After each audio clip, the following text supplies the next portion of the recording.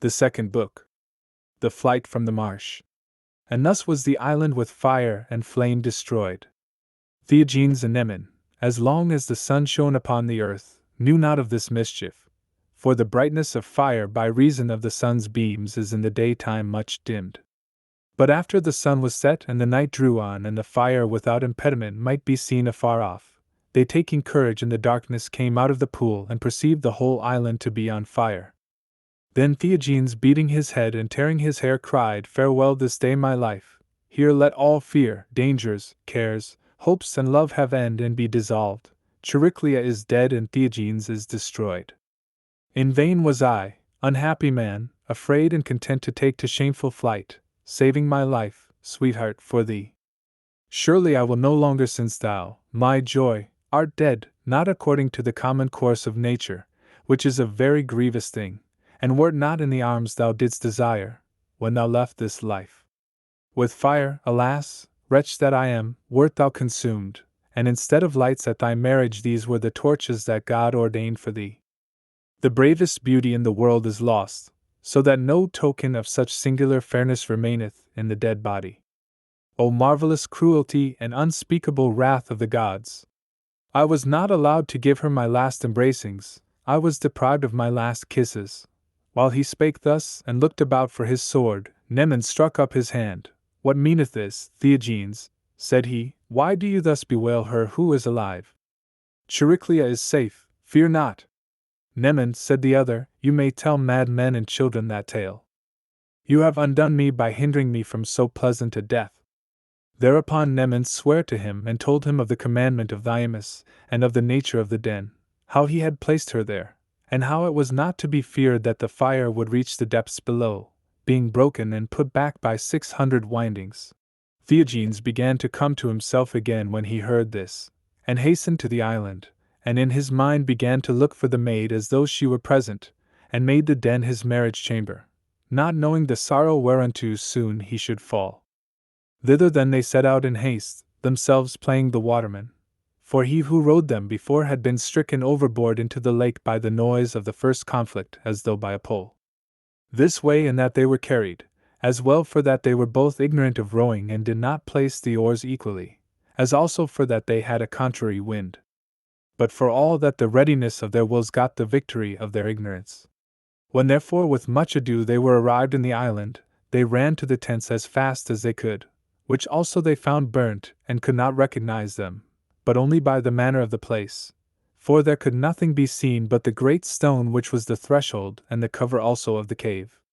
For vehement wind blowing the fire upon the cottages, which were made only of the slender reeds that grew on the marsh banks, burned them up everywhere and made them almost equal with the ground. But when the violent fire slaked and was turned to ashes, which also were driven away with a blast of wind, and that which remained, being little, was quenched and granted them free passage, they came to the cave, the posts whereof and the reeds they found also half burnt, and opening the door, Nemen leading the way, they ran down apace. But after they had gone a little way, Nemen suddenly cried out, "O Jupiter, what meaneth this? We are undone. Chariclia is slain." And therewith he cast his light to the ground and put it out, and holding his hands before his face fell on his knees and lamented. But Theogenes, as though by violence one had thrust him down, fell on the dead body, and held the same in his arms a great while without moving. Nemen therefore perceiving he was utterly overcome with sorrow, and fearing lest he should do himself some harm, took his sword secretly out of his scabbard and ran out to light his link again. In the meantime Theogenes tragically, and with much sorrow lamented, "O grief intolerable," said he, "O manifold mischiefs sent from the gods! What insatiable fury so much raggeth still to have us destroyed? She hath banished us out of our country, cast us to dangers by seas and perils from pirates, hath often delivered us into the hands of robbers, and despoiled us of all our treasures. Only one comfort we had, which is now taken from us. Chariclia, my only joy, is dead and by enemies' hands is slain. While she no doubt defended her chastity and reserved herself unto me, she, unhappy creature, is dead, and neither had she by her beauty any pleasure, nor I any commodity.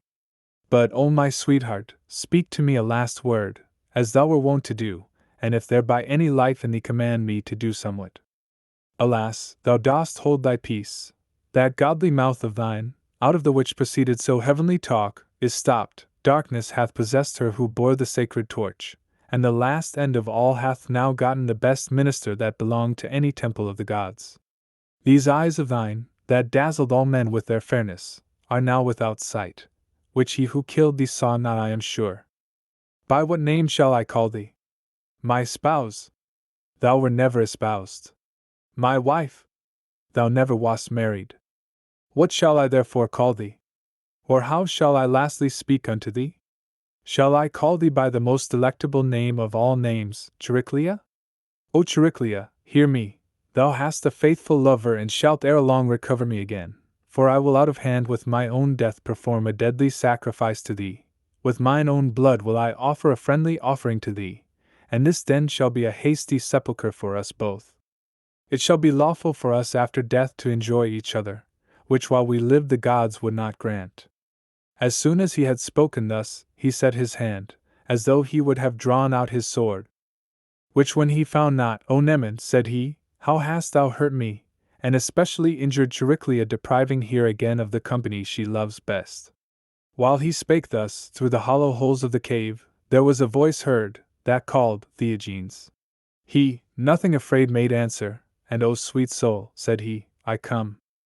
By this it manifestly appeareth that thou art yet above the earth, partly for that by violence expulsed from such a body thou canst not depart without grief, partly for that, not yet buried, thou art chased away perchance by the infernal shades.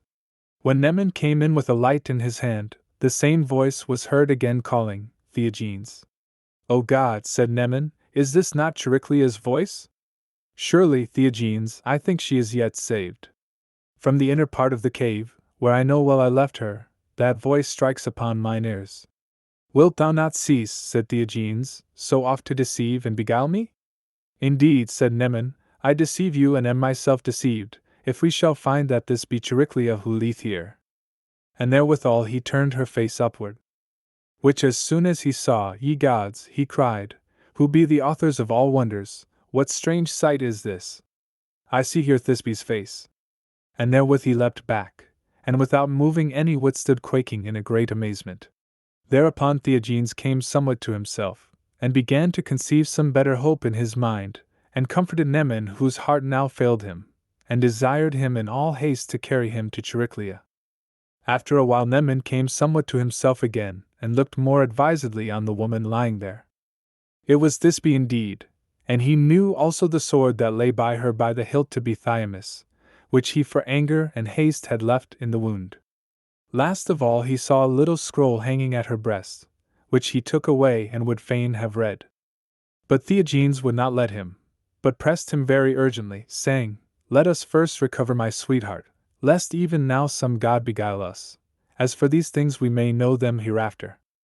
Nemen was content, and so taking the sword and the letter in his hand also went into Chariclia, who, creeping on hands and feet to the light, ran to Theogenes and hung about his neck. Now, Theogenes, thou art restored to me again, said she. Thou livest, mine own Chariclia, quoth he oftentimes. At length they fell suddenly to the ground, holding each other in their arms, without uttering any word, as though they were fastened together, and it lacked but a little that they were not both dead.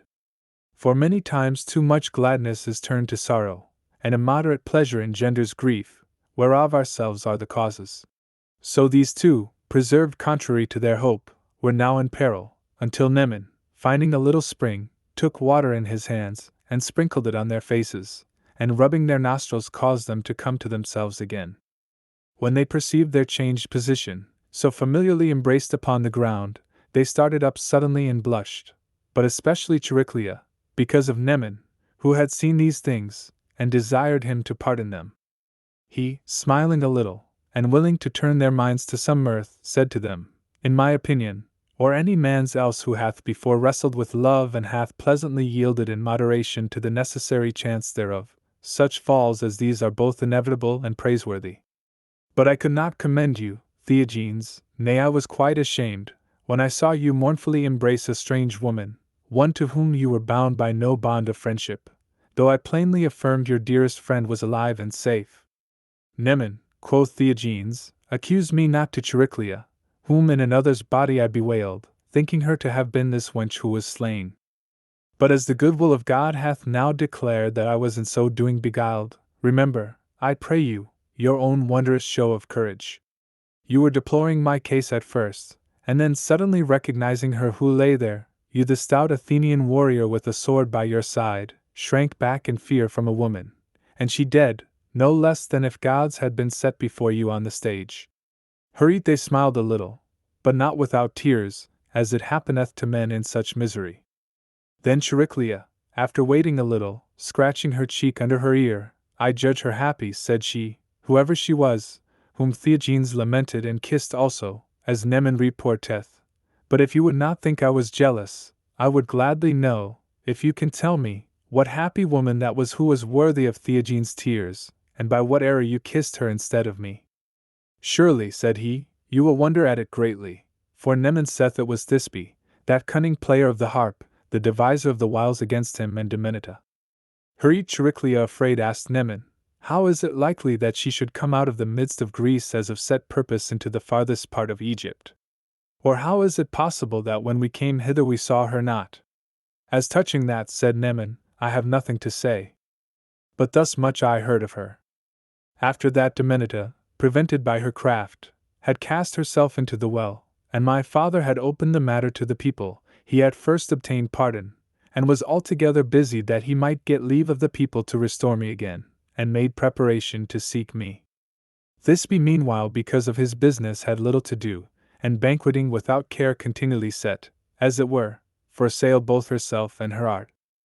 And while in grace she far surpassed Arsinoe's slow flute playing, both in quick fingering and in sweet singing to the harp, she perceived not thereby that she incurred for herself that wench's jealousy conjoined with a singular indignation, most of all when she became beloved of a certain merchant of Naucratis named Nausicles, who now despised Arsinoe, with whom he accompanied before, because that while she played the flute her cheeks swelled and were unseemly, and her eyes stared, almost leaving their accustomed place.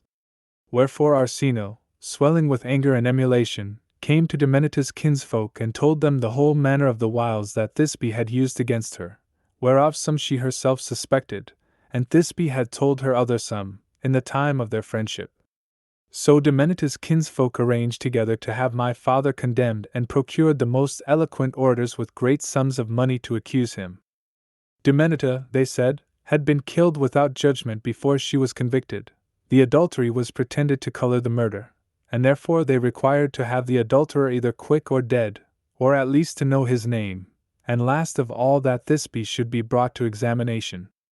Which when my father had promised and could not perform, for she had so provided that before the day of judgment she went her way with the merchant, as they had agreed, the people, taking the matter in evil part, judged him not indeed her murderer, inasmuch as he had told the matter plainly as it was done, but that he had helped to the death of Damietta and mine own unjust banishment. Wherefore they exiled him out of his country, and confiscated all his goods, and this commodity got he by his second marriage.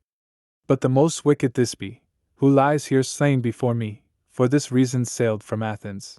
This much only could I know, which Anticles told me in Aegina, with whom I sailed twice to Egypt, if I might find her in Naucratis to bring her back to Athens and deliver my father from the suspicions and accusations that were laid against him, and take revenge on her for all the mischief that she has done unto us.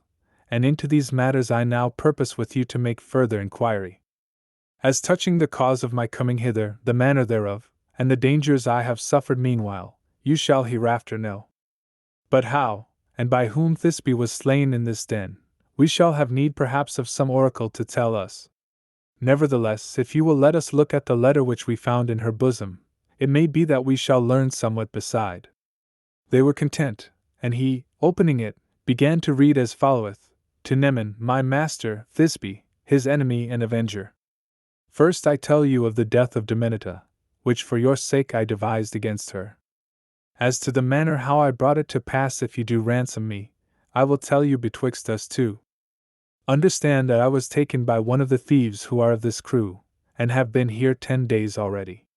He saith he is the captain's harness-bearer, and will not give me leave so much as to look abroad, and thus he punisheth me as he saith, for the love he hath toward me.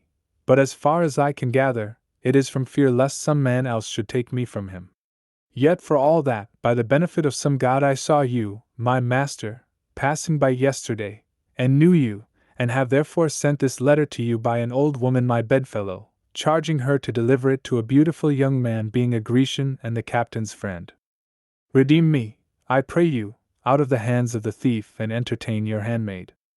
Preserve me, if you will it so, knowing this first, that whenever I offended against you I was constrained to do it, but in that I revenged you of your enemy I did it of my own free will. But if your anger be so grievous against me that it will not be assuaged, use it toward me as you think good, provided I be in your hand, I care not if I die. For I account it much better, being an Athenian, to be slain at your hands and to be buried after the manner of the Greeks, than to lead a life more grievous than death, and sustain such a barbarous love as is more intolerable than hatred. Thus spake Thisbe in her letter. But Neman said, with good reason, Thisbe, were thou slain, and thyself art messenger to tell us of thy fate, making declaration thereof by thine own death. Thus hath the avenging Fury, as it now appears, driving thee over all the world, not withdrawn her scourge before she made me, whom thou hast injured, although living in Egypt, to be the beholder of thy punishment. But what mischief was that which thou didst erstwhile devise against me, and by this letter wert still plotting, which fortune did not let thee bring to end? Verily even now I much mistrust thee, and am in great doubt lest the death of Demeter be but a tale, and that both they beguiled me who told me of the same, and that thou art come by sea out of Greece to make in Egypt another tragedy of me. Will you not have done, said Theogenes, with such valiant talk? Are you afraid of the shadows and spirits of dead folk? You cannot object and say that she hath either beguiled me, or deceived my sight, seeing that I have no part in this play. Be sure, Neman, that this body is dead, and therefrom have you no cause for fear. But who did you this good turn in killing her, or how she was brought hither, or when? I myself am in great marvel. As for the rest, said Neman, I cannot tell. But surely Thymus slew her, as by the sword which lay by her being dead we can guess. For I know it to be his by the hilt of ivory, whereon is an eagle graven. Tell me then, said Theogenes, how, when, and wherefore he killed her. How can I tell you? Answered Neman. This cave hath not made me a soothsayer as doth Apollo's shrine at Delphi, or those that enter into Trophonius' den, which rapt with divine fury do prophesy. When Theogenes and Chariclia heard this, suddenly lamenting, O Pytho, O Delphi, they cried. Wherewith Neman was abashed, knowing not what they conceived by the name of Pytho. Thus were they occupied. But Thermuthis, the harness-bearer of Thymus, after being wounded had escaped the battle and swam to land, and when night came he got a loose boat and hastened to the island and to Thisbe, whom he had taken a few days before from the merchant Nausicles, setting an ambush for him in a narrow way by the side of the hill. After the broil began and the enemies approached, when Thymus sent him to fetch the sacrifice to the gods, desiring to place her out of danger of weapons and to keep her for himself in safety, he put her privily into the cave, and for haste left her but in the entry thereof. In which place, as she sat at the first was left, she stayed, partly for fear of the present perils, partly since she knew not the ways that went into the bottom of the cave, and there Thymus finding her instead of Chariclia slew her. To her then Thermuthis made haste, after he had escaped from the battle, and as soon as he was landed in the island he ran to the tents, where beside ashes he found nothing. But finding at length the mouth of the cave by the stone, the reeds, if any were left, being still on fire, he ran down in great haste and called Thisbe by name, so far at least using the Greek tongue. Whom after he found dead, he stood a good while without moving in a great study, and at length hearing out of the inner parts of the cave a certain noise, for Theogenes and Neman were yet in talk, he straightway deemed that they had slain her, and was thereat much troubled in his mind, and could not well tell what to do. For the barbarous anger, and the fierceness which is natural in thieves, kindled the more since he was now beguiled of his love, moved him to set upon those he deemed the authors of that murder. But since he had neither armor nor weapon, he was constrained, whether he would or no, to be quiet. He determined therefore not to come upon them as an enemy at the first, but if he could get any armor, then to set on them after. When he had thus decided, he came to Theogenes and looked about him with eyes frowning and terribly bent, so that with his countenance he plainly betrayed the inward cogitation of his mind. They, seeing a man come in upon them suddenly, sore wounded, naked, and with a bloody face, behaved not themselves all alike, but Chariclea ran into a corner of the cave, fearing perhaps to look upon a man so unsightly and naked. Neman, seeing Thermuthis, contrary to his expectation, and knowing him well, mistrusting that he would enterprise somewhat, held his peace and stepped back. But that sight did not so much frighten Theogenes as move him to wrath, who drew his sword and made as he would strike him if he stirred, and bade him stand, or else, quoth he, thou shalt know the price of thy coming, which for the moment thou hast escaped, inasmuch as I recognize thee somewhat, although I know not the reason why thou comest.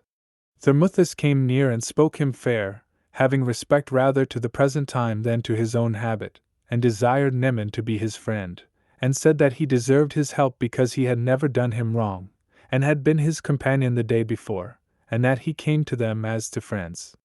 Neman was moved by his words, and coming to him helped him up, for he held Theogenes by the knees, and inquired of him where Thymus was. He told him everything, how he fought with his enemies, how he went into the thickest press of them, either caring for his own life nor theirs, how he slew every man that came within his reach, and himself was guarded and compassed about, and straight charge given that every man should forbear Thymus. But what became of him at length, quoth he, I cannot tell. I was grievously wounded and swam to land, and at this time am come unto the cave to seek Thisbe. Thereupon they asked him what he had to do with Thisbe, or how he came by her. Thermuthis then told them how he took her from certain merchants, and how he loved her wonderfully, and kept her privily in his own tent, and before the coming of the enemies put her into this cave, and that he now found her slain by some he knew not, but he would be glad to understand why and for what occasion it was done. Neman herewith, desirous to deliver himself quickly from all suspicion, said Thymus killed her. And therewith for proof he showed him the sword which they had found by her when she was slain.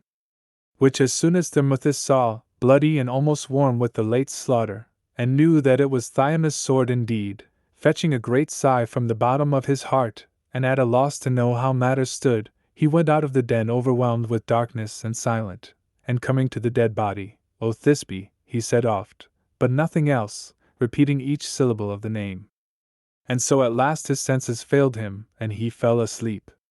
Meanwhile Theogenes, Chariclea and Neman began to think of their own business, and seemed as though they would consult together thereof. But their manifold miseries past, and the greatness of their present calamity, and the uncertainty of that which was to come did hinder and darken the reasonable part of their mind, so that they gazed one upon the other, and every one waited for what his fellow would say as touching their present state. After this, their hope failing them, they would cast their eyes to the ground and with sorrowful sighs lift them up again, relieving their grief with lamentation. At length Neman laid himself on the ground, Theogenes sat down on a stone, and Chariclea leaned on him. For a while they strove to overcome sleep, desiring to consider somewhat of their present affairs, but being by sorrow and labor much distressed they were constrained, although against their will, to obey the law of nature, and out of their great heaviness they fell into a pleasant sleep. Thus did the reasonable part of their mind endure to agree with the affection of the body. But after they had slumbered but a short while, so that their eyes were scarcely close shut, Chariclea, who lay there with them, had this marvelous dream. A man with long rough hair, bloodshot eyes, and red dripping hands thrust his sword into the socket, and tore away her right eye. Therewith she suddenly cried out, saying that she had lost one of her eyes, and called for Theogenes, who straight was at hand, and did bewail her harms, as if in his sleep he had felt the same. But she put her hand to her face, and felt everywhere for the eye which was lost, and as soon as she knew it was a dream, It is a dream, said she, Theogenes, I have mine eye, come hither and fear not. Theogenes herewith was well pleased, and, as is meet, quoth he, you have your eyes as bright as sunbeams. But what ailed you, and why were you so afraid? An ill-favored froward fellow, quoth she, nothing fearing your invincible strength, came to me as I leaned on your knees, with a sword in his hand, in such sort that verily I thought he had plucked out my right eye. And I would to God that it had been so indeed, rather than appeared to me in my sleep. God forbid, said he, but why do you speak thus? I wish it, said she, because it were better for me to lose both eyes than to be sorrowful for the loss of you. Surely I am sore afraid lest you be meant by this dream, whom I esteem as mine eye, my life, and all my riches. Not so, said Neman, for he had heard all. Being awakened by the first cry of Chariclea, it seems to me that your dream should mean another thing. Tell me, are your parents alive? Yes, said she, if ever they were. Then you must judge, said he, that your father is dead, and that I gather from this, forasmuch as we know that our parents be the cause and authors of our life and that by them we see the light of day. Therefore with good reason do dreams liken our father and mother to a pair of eyes, since they give us the sensation of sight and help us to behold all things seen. That is a hard saying, replied Chariclea, but God grant that it be true rather than mine, and that your interpretation prevail and I be called the false prophet. These things shall thus no doubt come to pass, said Neman, and that you may believe.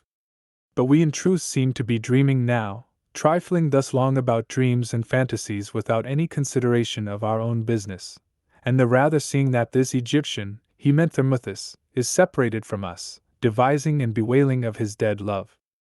Theogenes answered him and said, Neman, since some god hath joined you to us and made you partaker of our calamities, let us hear your advice first. You are skilled in these countries, and understand their tongue well, and besides we are not so fit to comprehend what is necessary, for we are drowned in a deeper sea of troubles. Neman therefore after musing a little spake thus, which of us is in greater misery I cannot tell, for I am sure that God hath laid calamities enough upon my back also. But since you bid me, as the elder, to give my advice as toughing the present case, this is my mind. This island, as you see, is deserted, and hath no man in it but us. Moreover of silver and gold and precious apparel here is great store. Of such things Diomus and his companions have taken much, as well from you as also from others, and have laid it here. But as for corn, and other things whereby our life may be maintained, there is not one whit. We are in danger then, if we tarry here long, either to perish for lack of food, or because of the return of our enemies, or even of those who have been of this fellowship, if they come to fetch this money whereof they all know. In that case we could not escape without death, or even if they dealt more friendly with us we should be subject to their reproachful dealing and scornful behaviors. For while these herdsmen are always faithless, now they are so especially, since they lack a captain and ruler that might constrain them to be moderate. This island is to us but a snare and a prison, which we must now leave and forsake, first dispatching Thermuthis away under pretense to inquire and seek to know some certainty of Diomus. For without him we shall consult more safely together, and think of those things that are needful.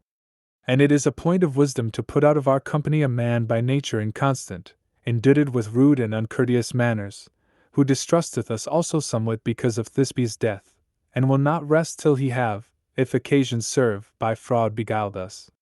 They allowed his saying well and thought it good to do even so. Wherefore they went to the entry of the cave, for they perceived it was day by this time, and waked Thermuthis very drowsy with sleep. And when they had declared to him so much of their counsel as seemed good and had easily persuaded him, being a fickle fellow, and had cast Thisbe into a little pit, and as much dust upon her as was left from the tents, and done to her as religiously as the time would suffer, and with tears and with weepings, instead of all other ceremonies buried her, they sent Thermuthis about the pretended business, as they had arranged. But he, after he had gone a little way, returned again and said that he would not go alone, either rashly object himself to so present a danger as to be a spy, unless Neman would go with him. When Theogenes perceived that Neman did shrink back, for when he told them what the Egyptian said he seemed to be much troubled in his mind and sore afraid, he said to him, Thou art able to give good counsel but thy heart faileth thee, which thing I have both at other times well perceived, but especially now. Pluck up your spirits and take a good heart to you, for at this time it seemeth necessary to consent and go with him, that he may conceive no suspicion of our intended flight. There is no danger for him that is armed and hath a sword to go with one utterly unarmed, and then, if occasion serve, slip from him and come to us into some village hereby which we will agree upon. Neman was content, and appointed a certain town called Chemis, very rich, and well peopled, situated upon a hill on the banks of the Nile, that it might thereby be the better defended from the attacks of the herdsmen. The distance to it, after they had crossed the lake, was about 100 furlongs, and they must go straight southwards. It will be a hard road, said Diogenes, especially for Chariclia, who hath not been accustomed to go long journeys. But for all that, we will go, and counterfeit ourselves to be beggars and such as go about with juggling tricks to get a living. That will be well, said Neman, for you be very ill-favored people, most of all Chariclia, whose eye was lately pulled out, wherefore methinketh you will not ask for pieces of bread burr for cauldrons and choppers. Hurried they smiled a little, so that their laughter moved but their lips only. When therefore they had confirmed by oath that which was determined and had taken the gods to witness that they would never of their own will forsake one another, they went each of them about their decreed business. Neman therefore and Thermuthis, having in the morning early passed over the lake, took their journey through a thick wood, wherein it was hard to find any way. Thermuthis went in front, for so Neman would have it, alleging the skill he had in that difficult passage and assigning to him the task of finding a way, but in truth rather providing for his own safety and preparing a good opportunity to give him the slip. When they had gone a good way, they espied a flock of sheep, and after those who kept them had fled and crept into the thick wood hard by, they killed one of the fairest rams that went before the flock, and roasting him at a fire which the shepherds had made, did eat of the flesh without tarrying, before it was thoroughly roasted, because their bellies were marvelously pinched with hunger. Like wolves therefore or jackals they devoured the parts they cut off, though they were but just blackened in the fire, so that while they did eat the blood ran about their teeth. When they had filled their bellies and quenched their thirst with milk, they went forward upon their road, and about evening climbed a little hill, under which, Thermuthis said, was the village, and in it Thyamis, being taken in the battle, was either kept prisoner or slain, as he conjectured. Thereupon Neman made an excuse that his belly was troubled with too much meat, and that by reason of the milk he craved to void his food, and therefore he desired Thermuthis to go afore, and he would by and by overtake him. This he did once or twice or 3 times, so that he seemed to be dealing truly, and affirmed that he had much ado to overtake him. After he had thus made the Egyptian accustomed to his absence, at last without his knowledge he tarried behind and ran as fast as he could into a very thick wood at the bottom of the hill. As for Thermuthis, when he reached the top he sat him down on a stone to rest, tarrying until the evening came, when they had appointed to go into the village and find in what state Thyamis was, and therewithal he looked about for Neman, to whom, if he came after him, he devised to do some harm. For he had not yet left his conceived opinion that he had slain Thisbe, and therefore now he bethought himself how he might kill him in return, and afterward he was with a certain madness moved to set upon Diogenes. But when Neman appeared not, and it was now far in the night, he fell asleep, and with the biting of an asp, having gotten a death like to all his past life, by the ladies of destiny's pleasure perhaps, he slept his deadly and last sleep. But Neman, after he had forsaken Thermuthis, left not running till dark night restrained his violent course, so that in the place where night overtook him he hid himself, and laid as many leaves as he could upon him.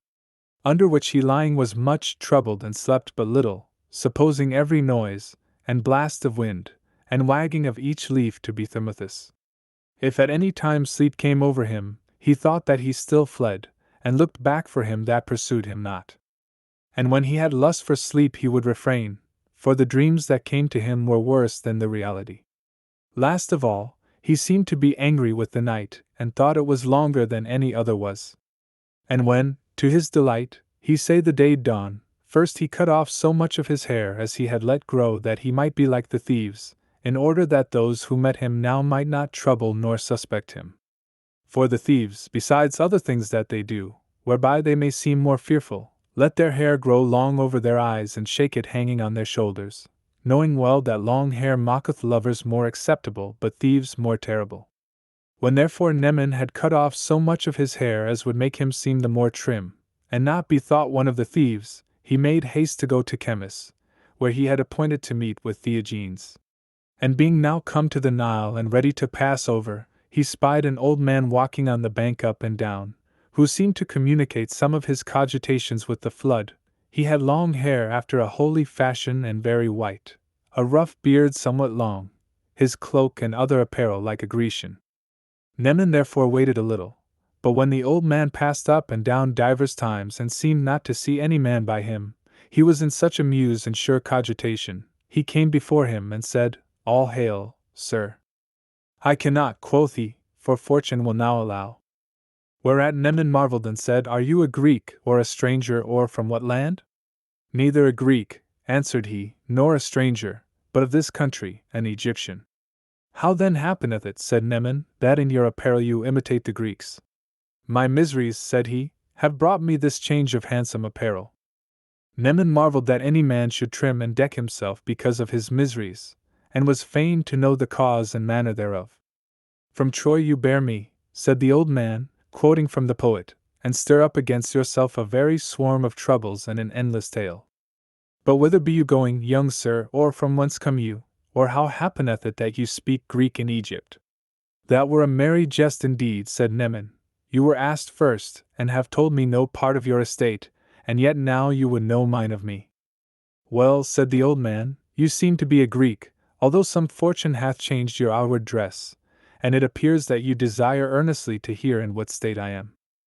My sorrows in truth crave of themselves utterance, and if I had not happened on you I think I should have done as the man in the story and told them to these reeds. Let us therefore leave these banks of the Nile itself too, for the border of this bank is not fit to tell a long tale in, since it is subject to the vehement heat of the south sun. Let us go to the village that we see over against us, if you have no greater business, and there you shall be my guest, not in mine own house, but in a very good man's, who hath entertained me in adversity. In his house you shall hear of all my fortune, if you will, and in like manner you shall tell me yours. Content, said Neman, for if I had not met with you, I still must have gone to this village, to tarry there by appointment for some of my companions. They took a boat then, whereof there was great store, ready to transport any man for hire, and came into the village, and so into the house wherein the old man was hosted. The good man of the house was not at home, but his daughter, now marriageable, and the other maids, as many as were within, entertained them very courteously and entreated the old man as though he had been their father. For so, I think, their master had commanded. One washed their feet and swept the dust from about their legs, another made their bed and provided a soft lodging for them, another brought in the pot and made a fire, another covered the table and set wheaten bread thereon and divers other kinds of fruits. Whereat Neman marveled and said, Perchance, father, we are come into hospitable Jupiter's house, so much are we regarded and that with so good mind. Not into Jupiter's, saith he, but into such a man's as doth worship well the Jupiter of strangers and those that be in adversity. For he also sometimes passes his life travelling as a merchant, and knoweth the manners and fashions of divers nations. For which cause, it is likely, he now entertaineth me in his house, wandering a few days ago and travelling about, as also he hath done to many more others. What travel, said Neman, is this of which you speak, father? I am in this place, said he, bereft of my children by robbers, knowing the misters well, but cannot be revenged. Wherefore I with wailing beweep my sorrow, like a bird whose nest a dragon pulleth down and devoureth her young before her face, and she is afraid to come nigh, either can she flee away. At such controversy is love and sorrow in her. But making great noise she fleeth about the miserable siege, and poureth in vain her mother-like and humble tears into those cruel ears which have of nature been taught no mercy. Will you then, said Neman, tell me how and when you had this cruel hap? Hereafter I will, said he. But now it is time to look to our bellies, which Homer regarding not without good consideration called pernicious, since in comparison therewith all things else are counted of little worth. But first, according to the wisdom of the Egyptians, let us do sacrifice to the immortal gods. For nothing shall ever cause me to break this custom, either shall any grief be so great which shall cause me to put the remembrance and service of God out of my mind. When he said thus, he poured a little clean water out of a vial, for this was his wont to drink, and said, I do sacrifice to the gods of this country and to the gods of Greece, to Apollo of Delphi, and to Theogenes and Chariclia besides, good and honest creatures whom I count also as gods. And therewithal he wept, as though he would do another sacrifice to them with sorrowful tears. When Neman heard this he was astonished, and looked the old man earnestly up and down. What say you, quoth he, are Theogenes and Chariclia in truth your children? They are my children, said he, born without a mother. The gods made them my children by chance, the travail of my heart brought them to birth, my love for them has taken the place of nature, and because thereof they esteemed me their father and called me so. But I pray you, tell me how you knew them. I do not only know them, said Neman, but I tell you that they be safe and in good health. O Apollo and the rest of the gods, said he, tell me in what country they be, and I will call you then my savior and make equal account of you as with the gods. What reward, said he, will you give me? For the moment, said he, thanks, which a wise man counteth a goodly reward. And if you come into my country, which the gods tell me shall be shortly, you shall have great riches. You promise me, said he, that which is to come and is very uncertain, but you could sufficiently recompense me now. If you see anything here, said he, tell me, I am ready to give you even a part of my body. You need not be maimed of any of your members, replied Neman. I shall think I have my full reward if you will tell me of them, whence they are, who be their parents, and what fortune they have had. Thou shalt have a great reward, answered he, and such a one as to it nothing may be comparable, even if you had asked for all the treasure in the world. But let us now eat some food. For both of us shall have need of longer time, as well you to hear as I to tell. When therefore they had eaten of nuts, figs, fresh gathered dates, and such other fruit as the old man was accustomed to feed on, for he never killed any living creature for food, they drank, he water and Neman wine. And after a little while Neman said, Father, you know well how Bacchus takes pleasure in tales and banqueting songs, wherefore now, seeing he hath made me of his company, he moveth me with desire to hear somewhat, and constraineth me to crave my promised reward. Now it is time for you, as the saying goes, to bring your play onto the stage. You shall hear it, said he. I only wish that thrifty Nausicles were here too, whom I have often by divers delays deluded, being very desirous to hear this tale. When Neman heard Nausicles named, he asked where he was then. He is gone a-hunting, quoth the old man. What manner of hunting? Said he. Of wild beasts, replied the other, very cruel, which he called indeed men and herdsmen, who live by theft and can hardly be trapped, for that they use the marsh as their den and cave. Whereof doth he accuse them? Said he. Of the taking away of a leman of his, he answered, whom he brought from Athens, one called Thisbe. Lord God, said Neman, and therewithal suddenly held his peace, as though he would say no more. When the old man asked him what he ailed, Neman, willing to bring him to other matters, said, I marvel how or by what army emboldened he durst set upon them.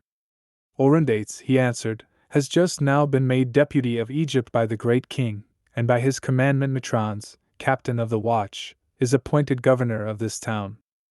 Nausicles hired him with a great sum of money, and with great company of horsemen and footmen conducted him against them. He taketh in very ill part the loss of that maid of Athens, not only because she was his mistress and played well on instruments, but also because he was in mind to carry her to the king of Ethiopia, as he said, that she might be his wife's drinking gossip and familiar after the manner of the Greeks. So, as though he were deprived of the great sum of money, which he hoped to have for her, he mocketh all provision possible to recover her again. I myself also advised and exhorted him so to do, thinking that he might by some chance find my children and help me to them again. We have talked enough, said Neman interrupting him, of herdsmen, captains, and kings.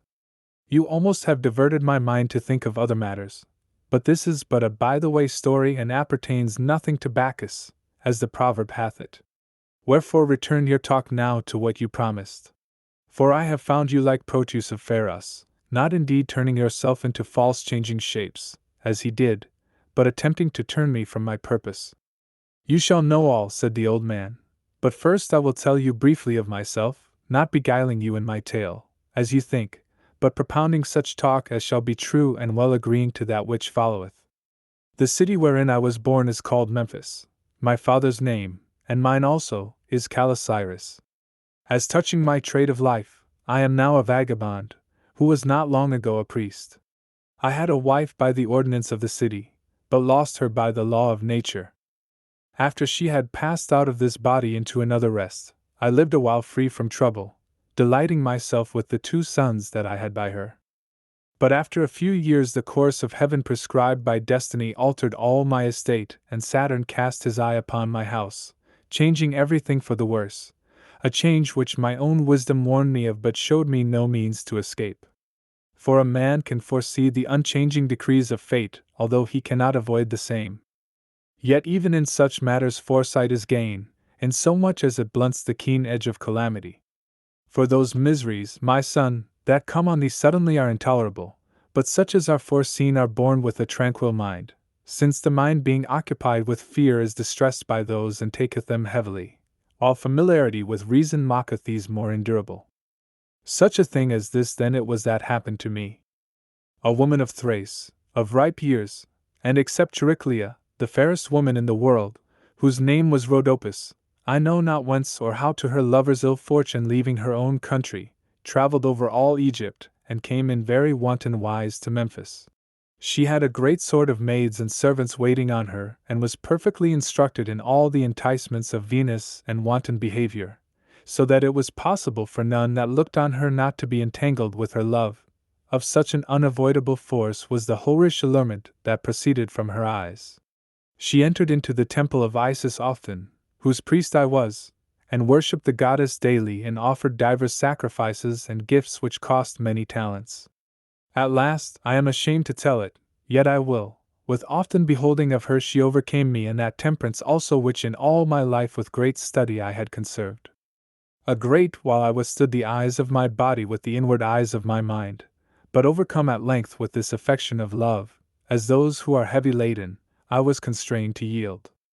When therefore I understood that this woman was the beginning of all the ill luck which the gods had appointed for me, of which I was not ignorant before, and perceived that she was but a cloak for destiny, and that the god, whose turn it was then to rule, had taken upon himself her shape, I determined not to dishonest the priesthood, in which from my youth I had been brought up, nor yet to defile the temples and secret places of the gods.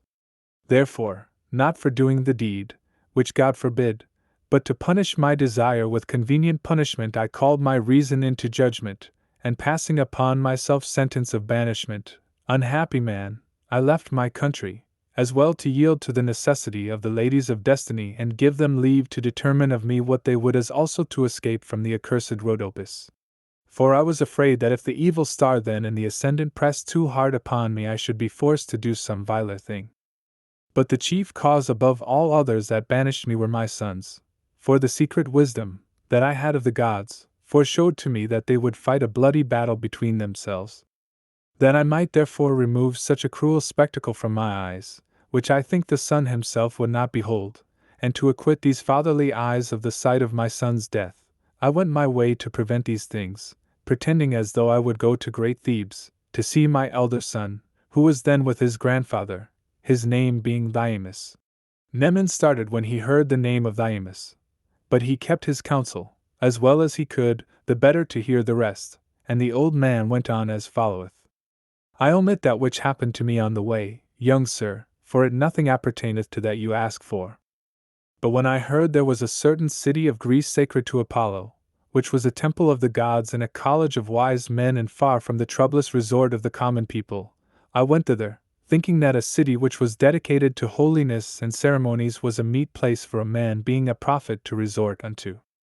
So when I had sailed through the Chrysian Gulf and was arrived at Syra, I went in haste out of my ship to the town, whither after I was come I heard a divine voice in very truth address me, and for other reasons also it seemed a meet place for me to abide in, not the least whereof was the natural situation of the same.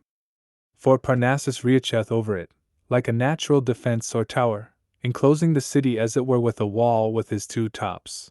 You say very well, quoth Nemin, and like one who indeed has tasted of Pytho's spirit, for I remember that my father told me that such was the situation of the place, when the Athenians sent him to the council of the Amphictyons. Are you then an Athenian, my son? Yes, sir, said Nemin. What is your name? Nemin, answered he, But you shall hear all my story later. Now go on with your tale. I will, answered the other. I went then into the city and praised it much in my mind, for the places of exercise there, and the springs, and the fountain of Castalia, wherein I dipped my fingers and, this done, went to the temple. For the report of the people that said the prophetess would give answer presently moved me so to do. As soon as I had gone into the shrine and said my prayers and made a certain secret request of the god, the Pythia answered me thus: To shun the destiny's sure decree thou takest all this toil, and therefore leavest the fruitful coast of Nilu's fertile soil. Have a good heart, for I will give the blackish fields again of Egypt unto thee. Till then our friend thou shalt remain. As soon as the oracle had given me this answer, I fell groveling on the altar, and desired him in all things to be my good God. A great company of those that stood by me praised the god much for giving me such an answer at my first coming. They talked of my good fortune and paid me all manner of regard, saying that I was the welcomest man to the god that ever came there, save only one Lycurgus of Sparta. Wherefore, when I desired to dwell in the temple precinct, they gave me leave, and decreed that I should be nourished at their common charges. To be short, I wanted no good thing. Either I inquired into the causes and manner of the sacrifices, which were very many, offered both by the men who inhabit there and by strangers also, or else I conferred with philosophers, of whom no small number come hither, so that the city is in a manner a study dedicated to prophecy, under the god who is captain of the Muses. And at first there were divers questions touching many matters moved among us. For some would ask after what fashion we Egyptians honored our gods, and another, why divers countries worshipped divers kinds of beasts, and what was the reason in each case. Others inquired of the structures of the pyramids, and of those winding vaults in which our kings are buried. In a word, they left nothing that appertaineth to Egypt unsearched. For Grecian ears are wonderfully delighted with tales of Egypt. At last certain of the civilest sort fell in talk concerning the Nile, and asked me whence his sources came, and what special property he had above other rivers, and why he alone of all others in summer did rise. I told them what I knew, and was written in the holy books, and was lawful only for priests to read and know, how that this source was in the highest parts of Ethiopia and furthest bounds of all Libya, at the end of the east clime and beginning of the south. It floweth in the summer not, as some think, by reason of contrary blasts of the northwest winds, but because these same winds, blowing out of the north, gather together and drive all the clouds of the air about midsummer into the south, till they come to the burning line. There their violence is abated, by reason of the incredible heat thereabouts, so that all the moisture, which was before gathered together and congealed, melteth and is resolved into abundance of water, wherewith the Nile waxeth proud and will be a river no longer, but runneth over his banks and covereth Egypt with his waters, as with a sea, and maketh the ground very fruitful. Wherefore too it giveth sweet waters to drink, since they come from heaven, and is pleasant to be touched, not now so hot as at the first but yet lukewarm, as one that riseth in such a place. For which cause from that flood, and none other, arise no vapors, for if there did, then were it likely that it received its increase from melted snow, of which opinion some learned men of the Greeks have been. As I talked of these matters in this sort, Charicles, the priest of Apollo, my familiar friend, said unto me, It is very well said of you, and I myself am of your opinion also, for I have heard the priests that dwell by the Nile cataracts say the same. Have you been there then, Charicles? Said I. I have, quoth he, wise Callicyrus. What business sent you thither? I asked him then. The ill luck that I had at home, said he, which for all that turned to my great felicity. I wondered at that, how it could be. You will not marvel, quoth he, if you hear the whole process of the matter, which you shall do when you please. Then, quoth I, tell me now, for I am well pleased you should do so.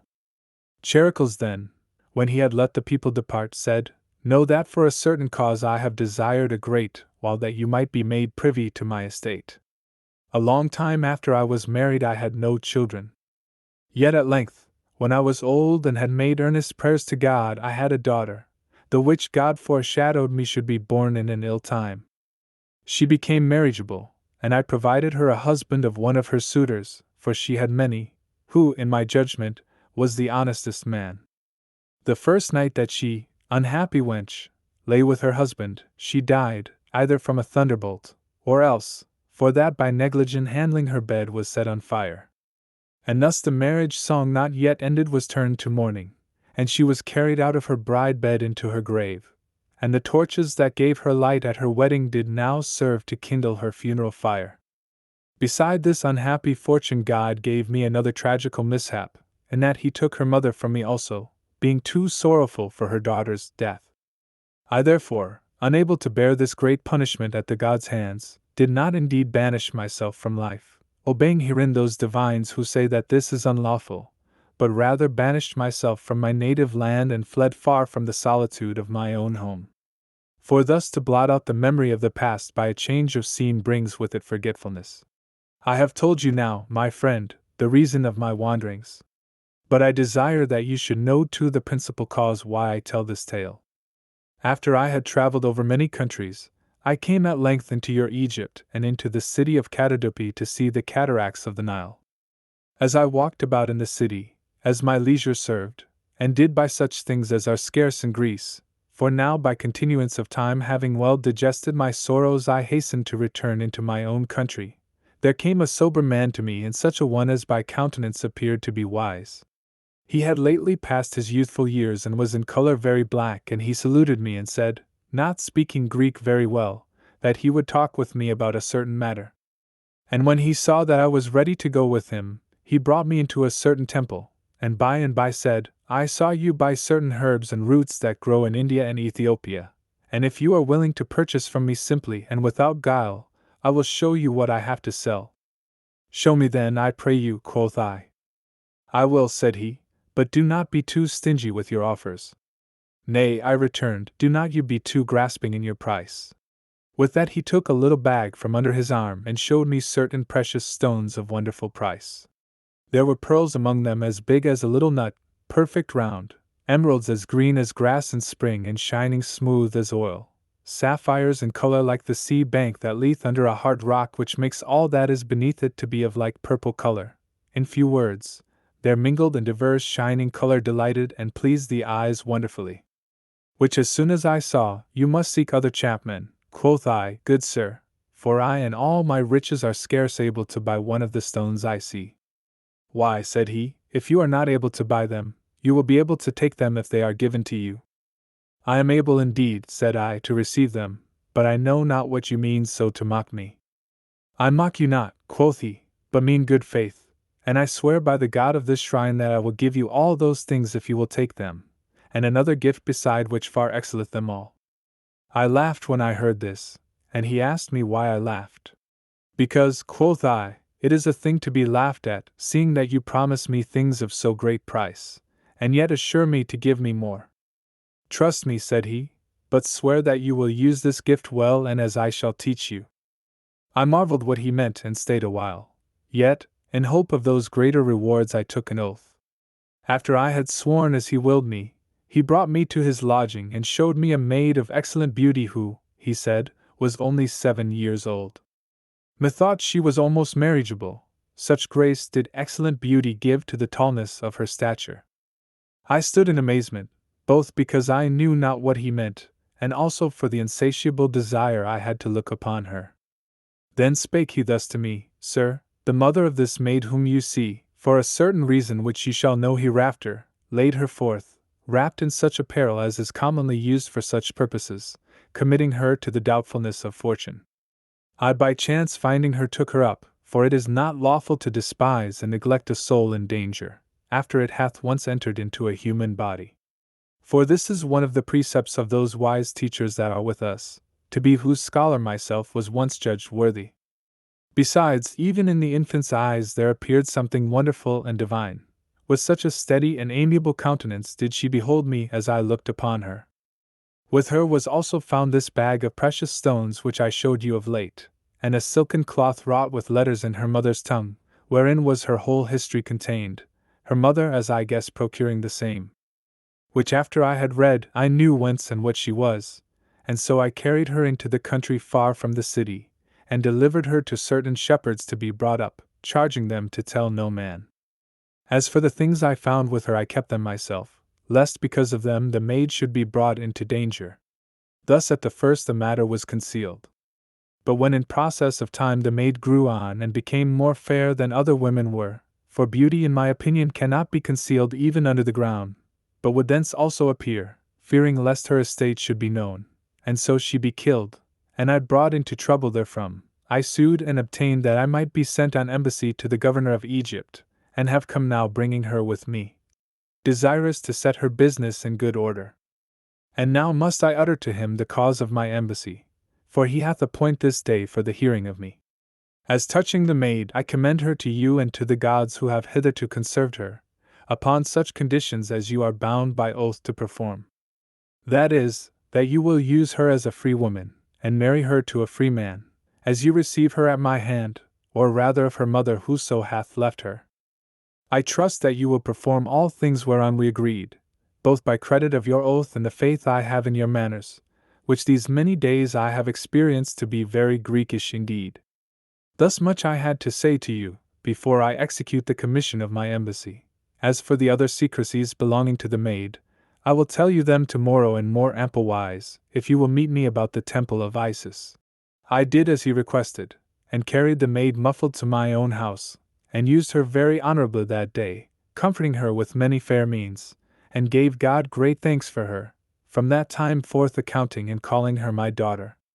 The next day I went to the temple of Isis, as I had appointed with the stranger, and after I had walked there a great while alone and saw him not, I went to the governor's house and asked whether any man had seen the legate of Ethiopia. There one told me that he was gone, or rather driven, home the day before at sunset, for the governor had threatened to kill him if he did not immediately depart. I asked him the cause. For that, quoth he, by his embassy he willed our governor not to meddle with the mines out of which the emeralds are dug, as belonging to Ethiopia.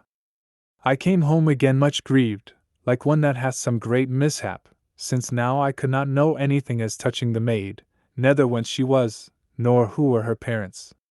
Marvel not thereat, said Neman interrupting him, for I myself take it heavily that I cannot know it now, yet perhaps I shall know it hereafter. You shall indeed, said Calisiris. But now I will tell you what more Charicles said. After I came back to my house, quoth he, the maid came forth to meet me, but said nothing, because she could not yet speak Greek, yet she took me by the hand and made me good cheer with her countenance. I marveled that even as good greyhounds do fawn upon everyone, though they have but little acquaintance with them, so she quickly perceived my goodwill toward her, and did embrace me as if I had been her father. I determined therefore not to tarry longer at Catadope, lest some spite of the gods should deprive me of this other daughter too, and so coming by boat down the Nile to the sea I got a ship and sailed home. And now is she my daughter with me here, my daughter I say, named by my name, and on her all my hopes depend. And beside other things, wherein she is better than I could wish, she has quickly learned the Greek tongue and has come to perfect age with such speed as if she had been a peerless branch, and so far doth she surpass every other in excellent beauty that all men's eyes, as well strangers as Greeks, are set on her. To be short, wherever she is, either at the temples, or at public exercises, or in the places of common resort, she turneth all men's minds and countenances unto her, as if she were the image of some god newly made. But although she be such a one, yet she grieveth me sore.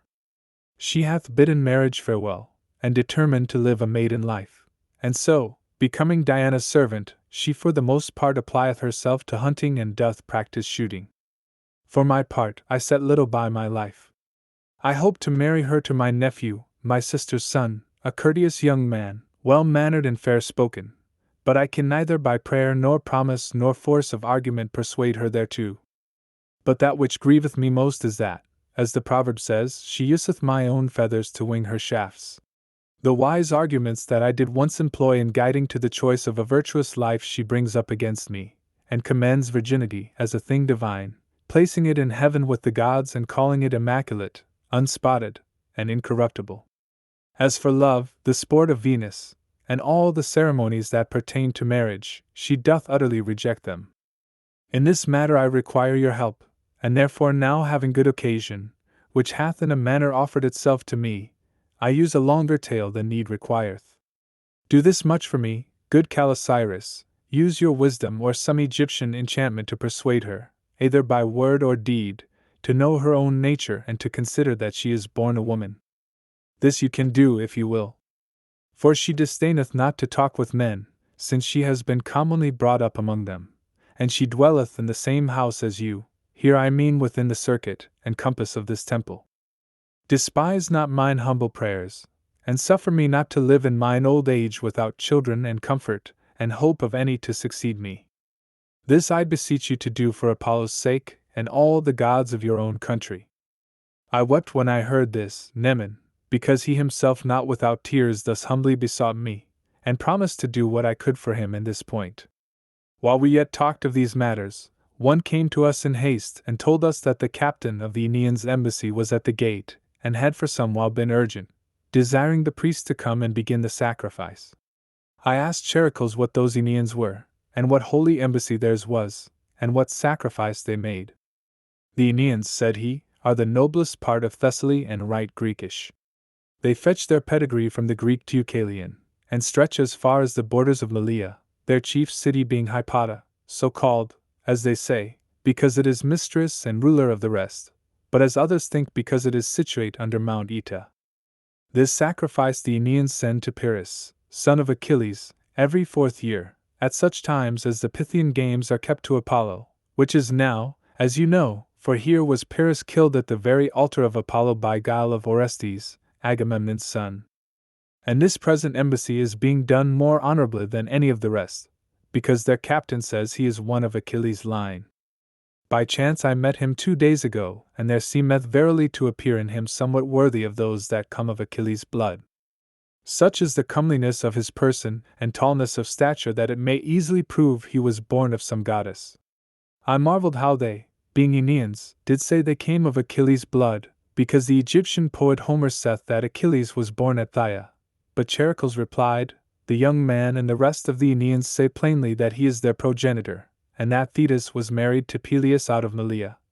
And that in old time Phthia was the district round that gulf, but that others now because of the glory of their hero do falsely claim that name for themselves. For his own part, he proveth himself to be of Achilles' blood by another reason. Menesthius his ancestor was the son of Sperchius and Polydora, daughter of Peleus, and went with Achilles among the noble captains to Troy, and because he was his kinsman was one of the chiefest captains of the Myrmidons. But although he himself be very near on every side to Achilles so as to join him close to the Aeneans, yet he accounts these funeral offerings to Pyrrhus as the most assured proof of all, which, as he says, all the Thessalians have yielded to them, bearing them witness that they be the next of his blood. I envy them not, Charicles, quoth I, whether they claim this for themselves untruly or it be so indeed. But I pray you send for the captain in, for I desire much to see him. Charicles consented, and therewith entered a young man of Achilles' courage indeed, who in countenance and stomach appeared no less than he. With a straight neck, high forehead, with his hair in comely sort rebending down, his nose and nostrils wide enough to take breath, which is a token of courage and strength, his eyes not very grey, but grey and black, which made him look somewhat fiercely, and yet very amiably, not much unlike the sea when it is new calmed after a boisterous tempest. After he had saluted us, as the manner is, and we him again, it is time, said he, to do sacrifice to the god, that we may finish the hero's rites betimes and the pomp belonging thereto. Let it be so, said Charicles, and as he rose, he said to me softly, you will see Chariclia today, if you have not seen her before, for she must by custom be present at the pomp and funerals of Neoptolemus. I in truth had seen the maid before, Neman, and she used to inquire of me concerning our holy customs and ordinances. But I said nothing to him, waiting to see what would come hereof, and we went to the temple together. All things belonging to the sacrifice had already been prepared by the Thessalians, and when we came to the altar and the young man, having leave from the priest, began to do sacrifice, the Pythia spoke thus, Ye men of Delphi sing of her, and God's own offspring praise, who now in grace begins to grow but fain shall end her days. Who leaving these my temples here, and passing surging streams shall come at last to countries scorched with Phoebus' blazing beams, where they are as recompenses due, that virtues rare do gain, in time to come, ere it be long, white mitres shall obtain. After the god had said thus, those that stood by cast many doubts, but knew not what the oracle should mean. Every man had his several exposition, and as he desired so he conjectured. But none could attain to the true meaning thereof, for oracles and dreams for the most part are only understood when they become to pass. Yet though the men of Delphi were in amaze as to what was said, they hastened to go to this gorgeous solemnity, not caring to make any diligent inquiry regarding the oracle that had been given them,